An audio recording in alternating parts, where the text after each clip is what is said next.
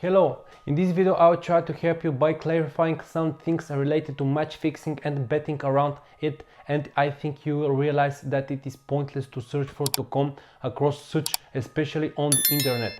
Ask yourself a few questions. How often have you come across a settled match, and how often have you known, had friend or generally heard of someone betting on a fixed match?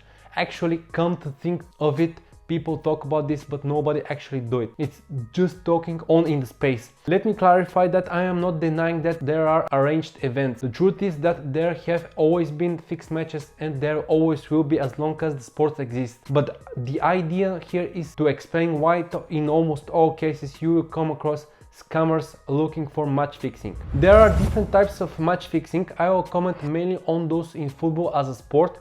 In a match you may know the results before even starts. There are variations, however, to have a so-called comeback for the two halves or just a team winning. There are variants where the match is fixed only in terms of corners or cards given, for example. These are small sporting events that don't get as much attention as the score or goals in the match. Okay, but what should be considered before settling a match?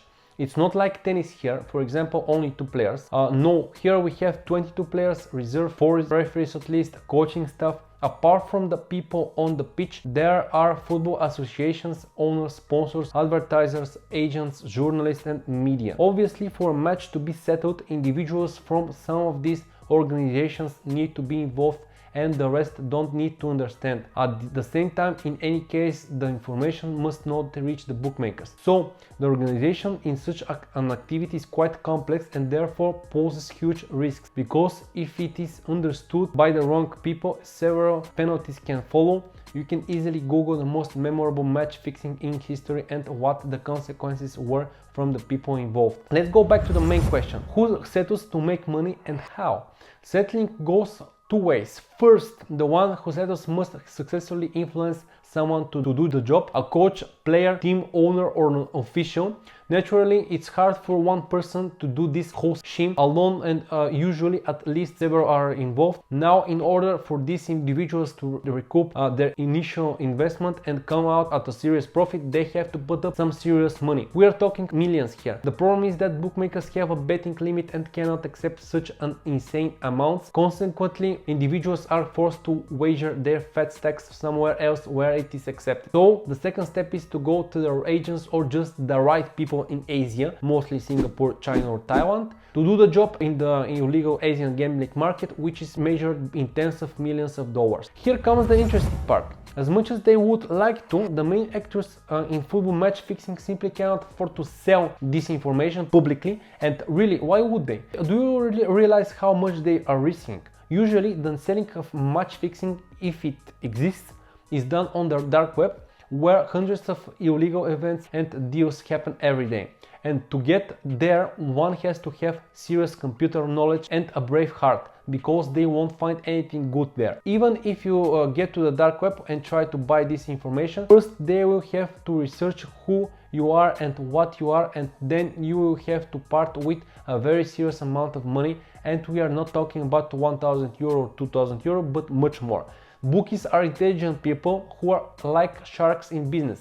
Not to mention that they don't rely only on themselves but also on special software that detects sudden changes of odds and manipulation in general. If it comes to matches that are settled on correct score, for example, you can't bet a lot of money here on such a risky prediction. If bookmakers detect suspicious bets on certain result more than normal, they will react immediately. Accordingly, the less people know about the match being fixed, the better, and the less risk. In the big leagues, it is very complicated to settle matches, considering how many individuals are likely to be involved in one way or another with the event. The logical conclusion is that the less interest in the event represents, the better the opportunities to settle. And the lower the interest in the event, it is clear that the lower the quality of the teams and therefore their budgets and the players' salaries. Because imagine, for example, what the motivation is for a Chelsea defender, for example, who earns £2,000 per week to take part in a settled match. It's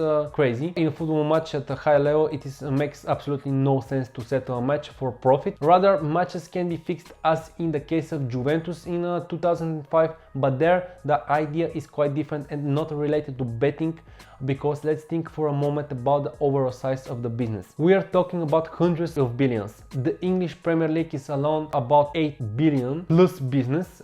Dozens of sponsors, companies, broadcasters, agents, and many more are involved in this business. The biggest football leagues and the tournaments are watched under magnifying glass from around the world. Separately, there's WikiLeaks, which has done a leap of damage to football clubs and organizations over the years, fairly of course. Can you imagine what would have to happen for a match in, say, the English Premier League to be settled? Whole organizations would have to be involved here, because of if such information were leaked into the media, the whole country would suffer enormously, because England relies very heavily on football from an economic point of view. That is why settled matches are usually at much lower level. They are not on TV as often, far fewer individuals are involved, and there are not many markets for these matches. Most are from lower divisions. Hopefully the overall picture is becoming clear to you, and most likely now when you see someone offering a match on Facebook for 50 euro, 100 euro or even 500 euro, you laugh, which is normal because there is no logic in it. On the internet, 99% of the people you will come across offering fixed matches are scammers. There are no agencies or organizations that monitor these things, so anyone can do anything they want here, and that's why you as smart people should not let yourself to be manipulated. For example, a scammer gather a group of 90 people and divide it into 9 groups of 10. He tells each one of the 9 groups different combinations of the half-time, full-time bet, and in the end one of those groups wins because there are exactly 9 different options for half-time, full-time. Agree in advance with each person that if they win the bet, that person will pay them a certain amount, let's say 50 euro. So when one group wins, if people are honest, they will give him overall total of 500 euro, and they will think that he really has a fixed match, when the truth is he's just made a cheap scheme. Some people even have fixed games for today pages on their sites or claim to have bought them. This is called a scam and used to happen a lot on Facebook, but over the years this trick has been used across dozens of platforms and other social networks. If you find the topic interesting, I suggest you to read the book Kelon Kings. I highly recommend it. It uncovers incredible scams, schemes and related to match fixing, and in general one of the top books in this regard. I hope you enjoyed the video and found it useful. Have a nice day.